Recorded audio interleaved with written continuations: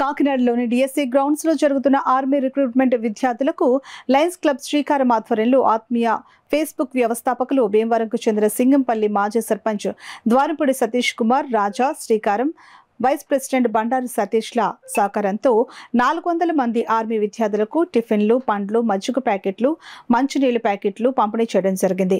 ఈ కార్యక్రమంలో శ్రీకారం ప్రెసిడెంట్ పట్టా శ్రీరామ్ ఈశ్వరి, ట్రెజరర్ దూలం అలివేలు మంగతాయారు, కార్తీక దీపం ఫేమ్ బట్ట అనిల్ కుమార్, మల్లాడి ఈశ్వరి తదితరులు పాల్గొన్నారు.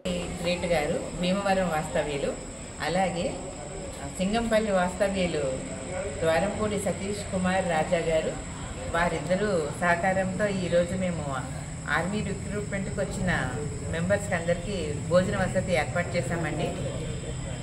అలాగే ఈ మంచి అవకాశాన్ని నాకు ఇచ్చినందుకు నాకు చాలా ఆనందంగా ఉంది.